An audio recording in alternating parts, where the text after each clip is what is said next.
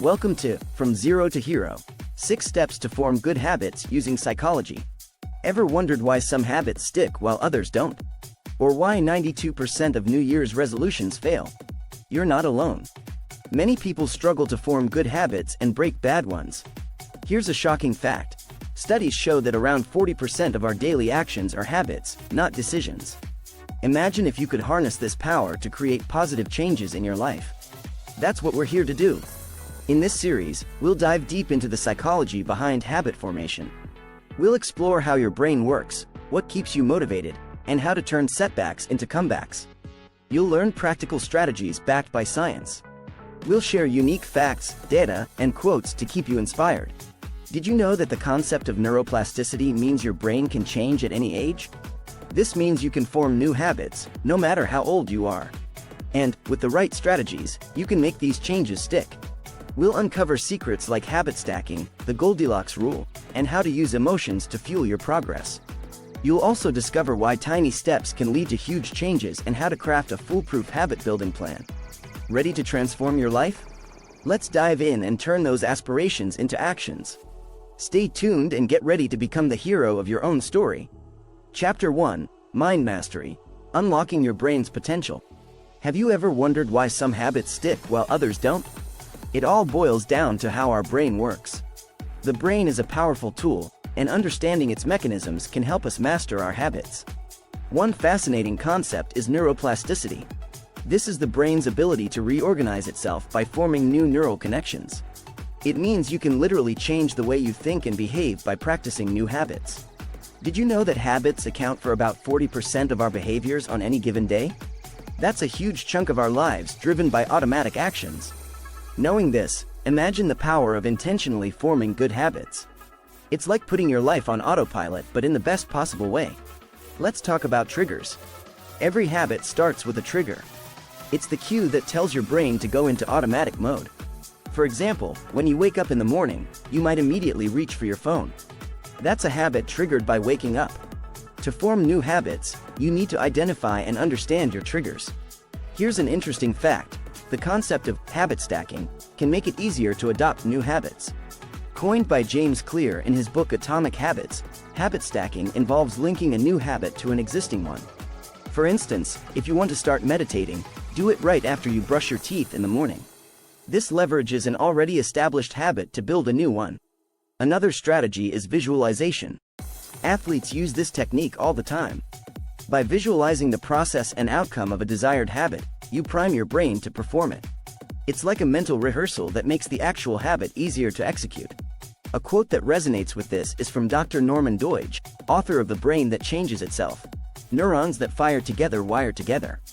This means that the more you practice a habit, the stronger the neural connections become, making the habit easier to perform over time. Chapter 2: Motivation Magic: The Psychology Behind Staying Driven. Staying motivated can be tough, but understanding the psychology behind it can help you stay on track. Motivation can be broken down into 2 types: intrinsic and extrinsic. Intrinsic motivation comes from within. It's the passion or interest you have in the activity itself. Extrinsic motivation, on the other hand, comes from external rewards like money, praise, or grades. A study by Harvard Business Review found that 95% of people overestimate their self-control. This is where understanding motivation becomes crucial. If you rely solely on willpower, you're likely to fail. Instead, create an environment that supports your goals. One effective strategy is to use implementation intentions. This involves planning out when and where you'll perform a habit. For example, instead of saying, "I'll exercise more," say, "I'll go for a jog at 7 a.m. in the park." This simple technique can increase your likelihood of sticking to a habit by up to 300%. Setting small, achievable goals is another great way to stay motivated. When you set goals that are too big, you risk getting overwhelmed and giving up. Start with tiny steps and gradually increase the difficulty. This approach is supported by the Kaizen method, a Japanese technique that focuses on continuous, incremental improvement. A unique fact about motivation is the Goldilocks rule, which states that humans experience peak motivation when working on tasks that are right on the edge of their current abilities. Not too hard, not too easy, but just right. Another strategy is to find an accountability partner. Sharing your goals with someone else and regularly updating them on your progress can significantly boost your motivation. A study published in the Journal of Consulting and Clinical Psychology found that people who sent weekly updates to a friend were 50% more likely to achieve their goals. Chapter 3: Trigger Transformation. Rewiring your routine. Changing habits isn't just about willpower. It's about understanding and altering the triggers that set them off. Every habit starts with a trigger, a cue that signals your brain to start a routine. Identifying these triggers is the first step to rewiring your habits. Did you know that the average person makes about 35,000 decisions each day? Many of these decisions are influenced by triggers we might not even be aware of. For example, stress can trigger emotional eating, or boredom can lead to mindless scrolling on social media. One strategy to transform your triggers is to create if-then plans. This technique, known as implementation intentions, involves planning a response to a specific trigger. For instance, if you want to stop snacking late at night, your plan might be, if I feel hungry after 8 p.m., then I will drink a glass of water. Another effective method is to change your environment. The surroundings you are in can significantly impact your habits. If you want to read more, keep a book by your bed instead of your phone.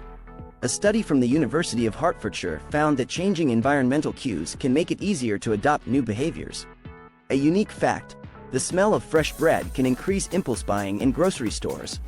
This is an example of how powerful environmental triggers can be. By being aware of these triggers, you can create an environment that supports your good habits. James Clear, in his book Atomic Habits, suggests reducing friction for good habits and increasing friction for bad ones. If you want to exercise in the morning, lay out your workout clothes the night before. Conversely, if you want to cut down on TV time, unplug the TV and remove the batteries from the remote. It's also helpful to replace a negative habit with a positive one.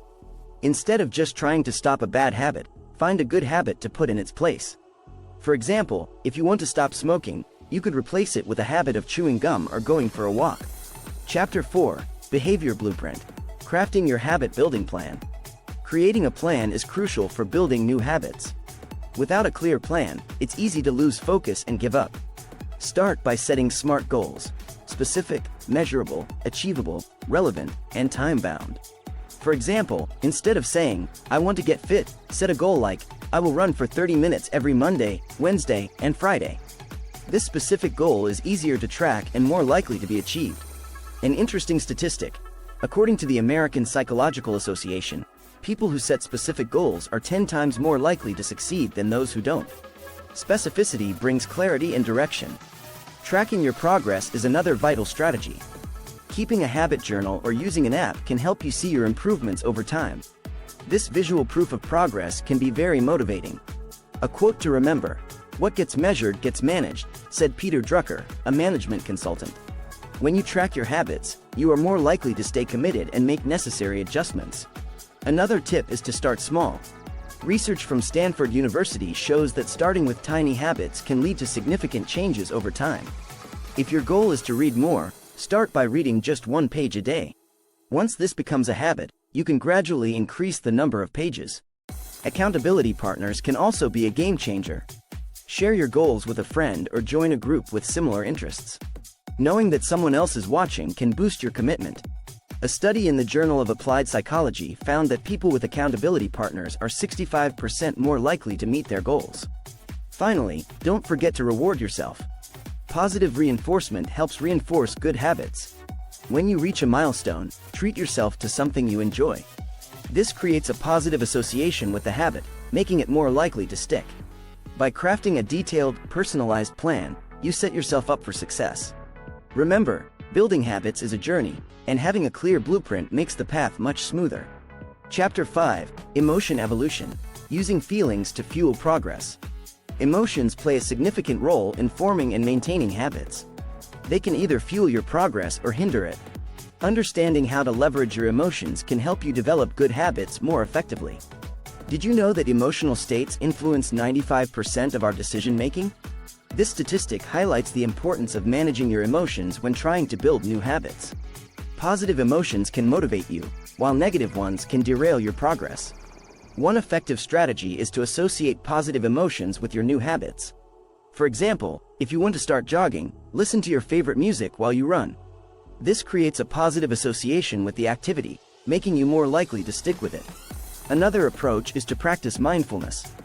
Being mindful of your emotions helps you understand the triggers behind your habits. Mindfulness can reduce stress and improve focus, which are crucial for habit formation. A study from Harvard University found that mindfulness meditation can reduce stress by up to 43%. A unique fact: dopamine, a neurotransmitter in the brain, is often called the feel-good hormone. It plays a key role in habit formation by creating a sense of pleasure and reward. When you complete a habit and feel good about it, your brain releases dopamine, reinforcing the behavior. Charles Duhigg, in his book The Power of Habit, emphasizes the importance of the reward in the habit loop. Celebrating small victories triggers the release of dopamine, which helps solidify the new habit. So, give yourself a pat on the back when you accomplish your goals. Visualization is another powerful tool. Athletes often use visualization to enhance their performance. By imagining yourself successfully performing a habit, you create a positive emotional response. This mental rehearsal can make the habit feel more achievable and enjoyable. Chapter 6: Resilience Rituals, Bouncing Back from Setbacks. Setbacks are inevitable on the journey to forming new habits. What matters is how you respond to them. Developing resilience is key to bouncing back and staying on track. Did you know that only 8% of people actually achieve their New Year's resolutions? This statistic from the University of Scranton shows how common setbacks are. But don't let this discourage you. Instead, use it as motivation to develop a resilient mindset. One effective strategy is to adopt a growth mindset. Coined by psychologist Carol Dweck, a growth mindset is the belief that abilities and intelligence can be developed through dedication and hard work. This mindset helps you see setbacks as opportunities for growth rather than failures. Another approach is to create a failure plan. This involves anticipating potential obstacles and planning how you will overcome them. For example, if you know you tend to skip workouts when you're busy, plan shorter, more intense sessions that fit into your schedule. A unique fact: research from the American Psychological Association found that resilient people are 30% more likely to achieve their goals. Building resilience increases your ability to handle stress and bounce back from setbacks. James Clear, in Atomic Habits, suggests focusing on systems rather than goals. Goals are the results you want to achieve, but systems are the processes that lead to those results. By optimizing your systems, you can stay consistent even when you face setbacks. Another tip is to practice self-compassion. Be kind to yourself when things don't go as planned. Kristin Neff, a pioneer in self-compassion research, found that self-compassion can improve resilience and emotional well-being. Instead of beating yourself up over a setback, treat yourself with the same kindness you would offer a friend.